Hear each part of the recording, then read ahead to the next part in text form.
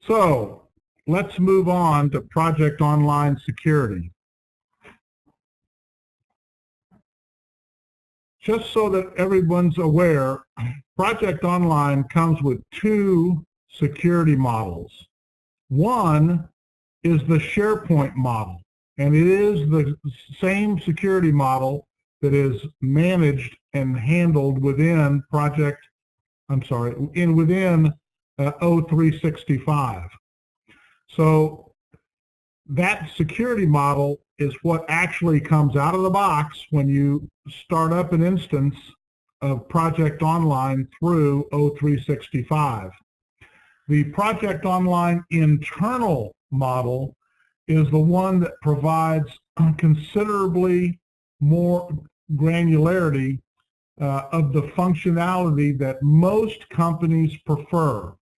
I will tell you that in my years of doing this, and it's 30 plus years of doing this, I would tell you that from a functionality perspective, and when clients look at how they truly want this system to work, they want the granularity that is provided with the Project Online internal model, and that 99.9% of our clients, after discussion, choose that as the model for how they want security to work within their tool.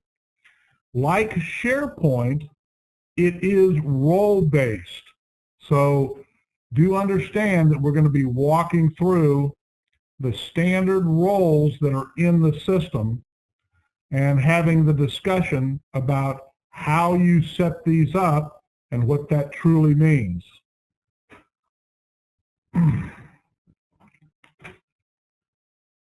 Microsoft has it set up so that there are categories, groups, and users. As you see, categories are what I can see in the system. Groups are what I can do, and users are who I am, if you will.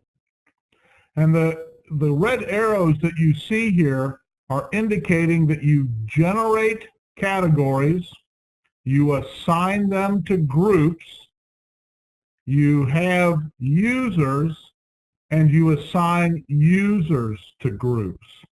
This is all so that when someone comes into Project Online, what they can see and do is modeled after the role and set of permissions that you provide to the group.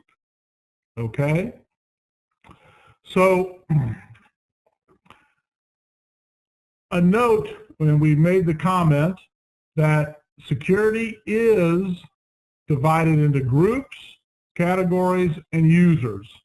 So categories are collections of projects, resources, and views.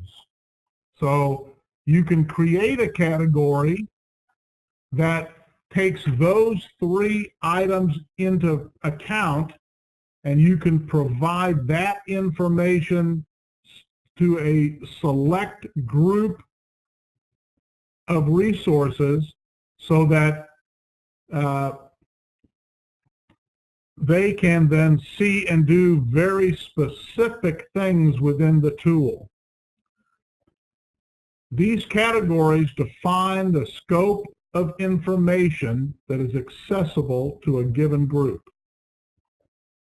And as we indicated before, categories are added to a group, and then, as you see here, groups are then set up to provide different levels of functionality to users such as project managers, team members, and so on. Users are added to groups so that they get the permissions for what they can see and do inside Project Online. First, we're going to talk about a security template. So I wanted you to be aware that the way that Microsoft has set the system up, and as a best practice, you should always update the templates that are provided so that as you apply the templates to the categories and groups, you are consistent throughout. It's like anything else. If you start at the template and always remember to update the templates first, then apply those changes and updates to the different categories and groups, then the security flows down into those groups. It is a best practice to create and maintain the templates that will then be applied in order to set functionality permissions instead of going directly to the category or group to update or modify a permission. And you can kind of think through that, and it really should make a lot of sense, as most of these tools that people use for a number of years, they'll start doing it with one admin or a group of admins, and people move in and out of that. If you maintain the security templates, then no matter when a new organization or a new category were to be added to the system, or even a new group, then you're always going to be consistent utilizing the templates to make your updates. If you were to go directly to the category or the group, make your updates and leave it at that, then when a new admin comes aboard and decides he needs to apply the template because he made a change, or she made a change to the template, then you could potentially change the functionality that you had intended that group or category of person to be able to use. So always, as a best practice, please maintain the security templates.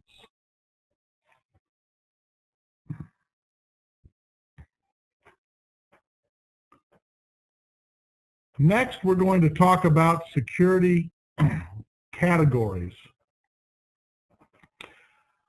Microsoft provides default categories.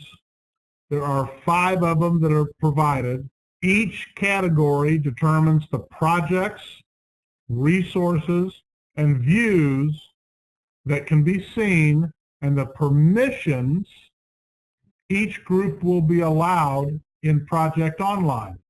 So let's look at them. My default reports. They are descendants of the user via the RBS.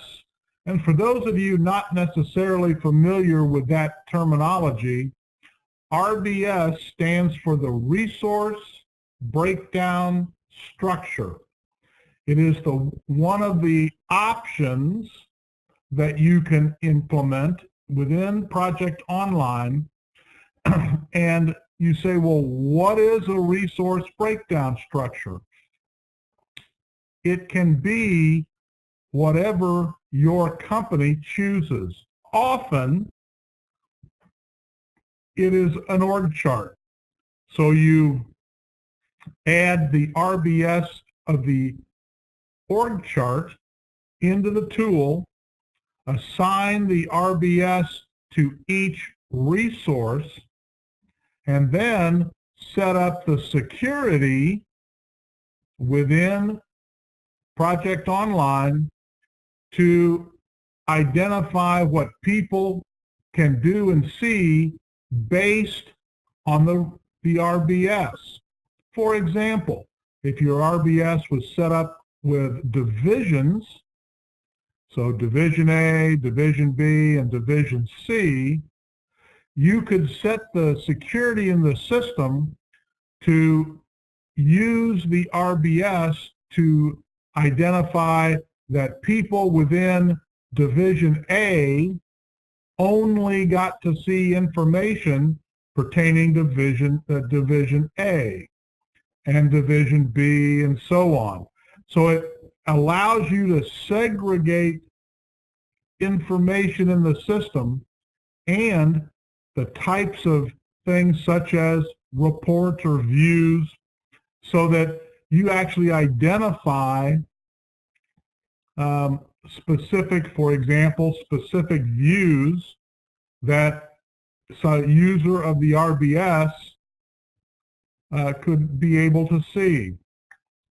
Now, as you would imagine, next, when you see one called My Organization, that's basically giving you the information about all aspects of your organization, not just a subset.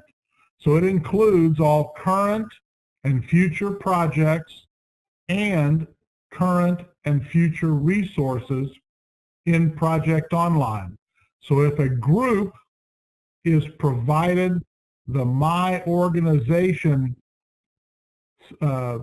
category, what you're talking about in any restrictions or allowed items that they can work on, it pertain to all of the projects and all of the resources within your organization. The My Projects category is for the first item is that the user is the project owner or the user is the status manager on assignments within the project. So you can, if you're the status manager of a project that you actually are not doing work on, you could still see all the information within that project for the resources that are tagged to work in that project, even though you aren't there as far as being added or assigned tasks within the project. And number two, where the user is the resource on the project. And number three, where they are the members of a project team on a project owned by the user. So if you have that, you get to see an awful lot of data pertaining to the projects that you are part of. And the My Resources, they're where they are the direct descendant of the user via the RBS. So when the difference between the My Direct Reports and the My Resources is that the My Direct Reports are usually given at a higher level in the RBS. Therefore, everyone below that level is someone where you could see the data pertaining to that resource throughout the system. The My Resources only provides anyone who is your descendant specifically within the RBS. And the My Tasks category is where the user is on the project team. And you say, well, what does that actually mean? It means that the user has been added to the resource sheet in the project and then from there assigned tasks on the project schedule. All right. Or in the second item there, where the user is the resource.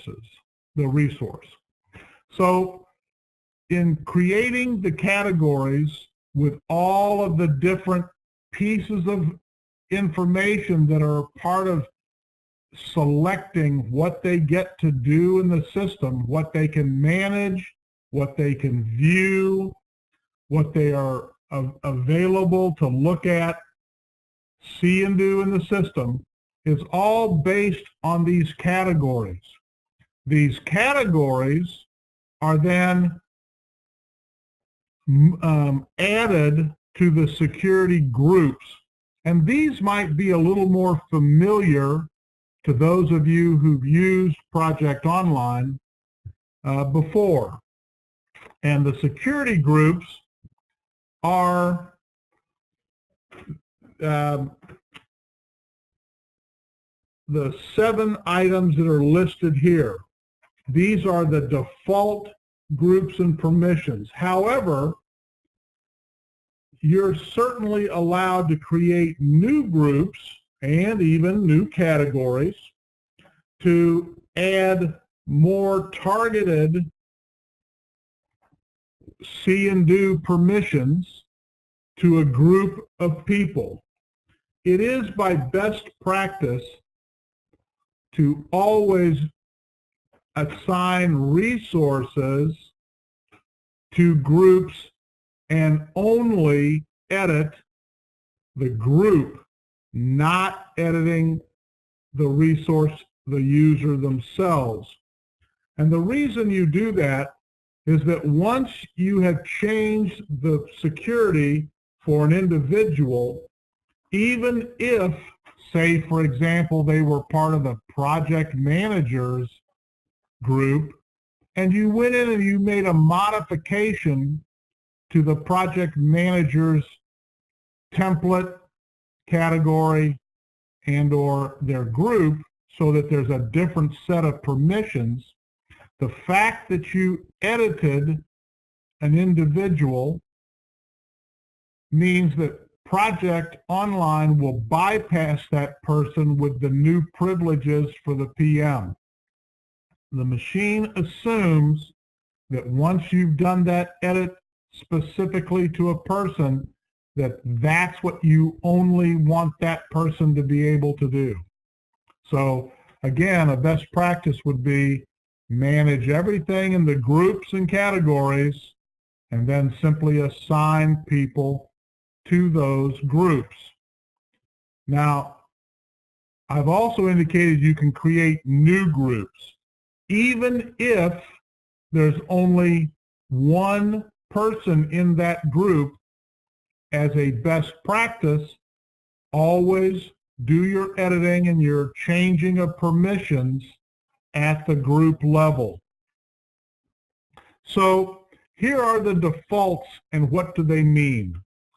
The default group for administrators is someone who has access to all permissions for all projects, resources, and functionality within Project Online. These are the people who get to see and do it all. Portfolio managers are given a broad permission set where they can typically view and edit data from the My Organization category. Now, in the same vein, there are going to be portfolio viewers who have the My Organization category, except that they will simply have view capabilities within the organization data. They are not typically provided edit capabilities into that same data. Project managers own all of the data for their project. They truly do get to edit, modify, update all of the data pertaining to their project. They own it all. A project manager in the system has broad capabilities where it comes to only his project data. Because you see here, the next category is a resource manager. And you say, well, isn't a project manager a resource manager? Not in the terms that Microsoft typically discusses. Project managers truly have to go out to their typically a functional manager to get permission to use resources on their projects. The resource manager truly owns all the data and some of the functionality permissions having to do with their resources that they manage.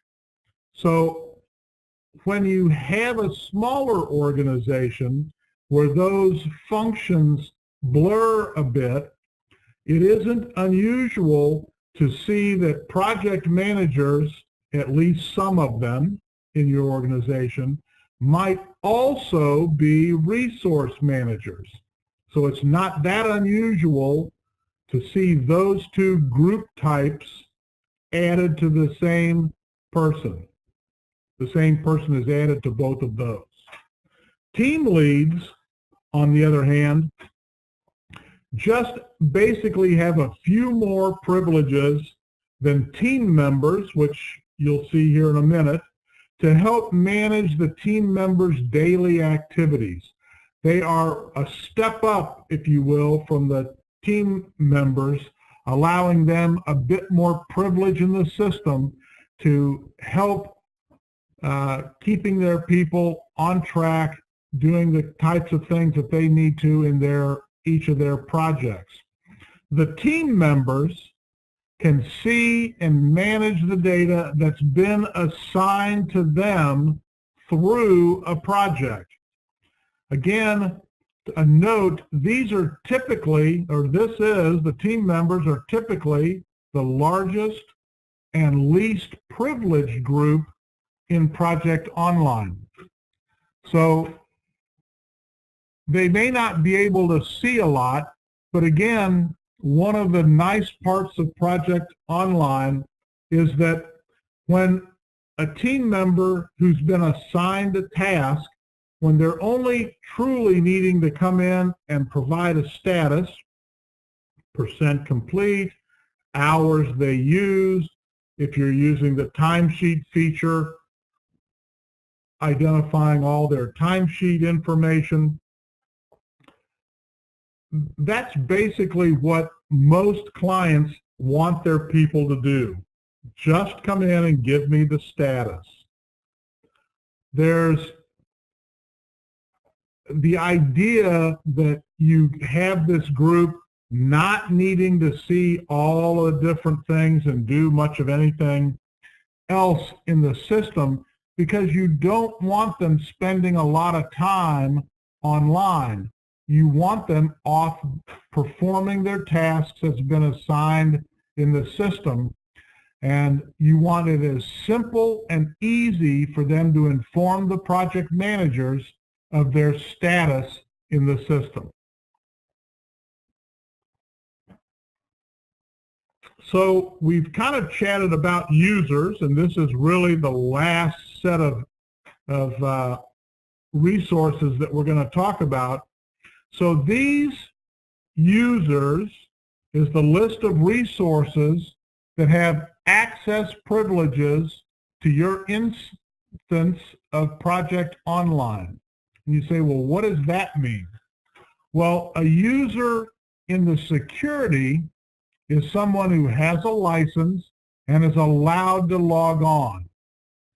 Then at the user level, this is where users are assigned attributes, and that would be things like the resource breakdown structure item for where they belong in your organization, any custom field information that might have been added to the system so that you could report or track or sort or group data pertaining to your users. Also, where you would identify who might be their timesheet managers, if a timesheet manager part of the project online was instituted, and potentially who their assignment owners are.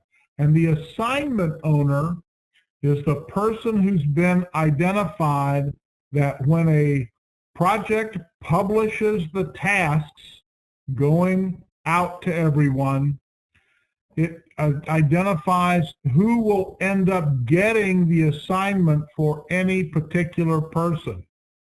So typically, by default, Microsoft says if your name is and your account is Jane Smith, your assignment owner and your timesheet manager default is yourself until those things get set up. So one of the values that I have worked with in the assignment owners idea is that for people who you don't necessarily want to have access to Project Online, you can put their name in the system, identify a assignment owner for any time that that resource name gets used in a project, so that you will have someone to provide status, even though that individual doesn't have a license to get into Project Online. A resource, as I've indicated, can have access to Project Online and not be part of the resource list able to be added to projects. So again, we're in here in the security part, which is all about resources who in fact have access to Project Online. But what I was talking about a bit is the enterprise resource pool. And I want you to understand the reason we're even talking about the resource pool today is that there's often confusion by our clients in understanding the relationship of security groups and the enterprise resource pool. So you need to understand that, as we talked there at the bottom, or it's in blue at the bottom there, resources can be listed in the enterprise resource pool and not be in a security group if they will not need to log into Project Online to review assignments and provide status. On the flip side, people can be in a security group, such as a team member group or a PM group or an enterprise portfolio manager group, but not have their name listed in the resource pool. So a note is that the enterprise resource pool is truly the collection of resources that a project manager can use to add resources to their schedules, allowing them to be assigned to tasks. I'm hoping that makes sense to you all, and the difference between the enterprise resource pool and a group that has security access to the system. As you probably are aware, there are 3 resource types in Project Online. There are work resources, which are named people or generic resources like developer, who are put into the system so that you can do planning and assign work to specific individuals. Cost items are also available, and those would be things such as travel or hotel. That could be a cost item that you're keeping track of that information in Project Online on your projects. You also can have material resources in the system, items such as, I don't know, lumber or electronic parts. So the enterprise resource pool is separate yet potentially connected to the security groups within Project Online. So I wanted to make sure that today you had an opportunity to understand the difference and the likeness of that type of relationship. I want to thank you for your participation in today's webinar, and if you require any follow-up, please send me email at frank.records@indigent.com, or if you simply want to talk to someone at Indigent on how we might be able to help you, please send something to info@indigent.com, and there is also a contact 800-895-3254.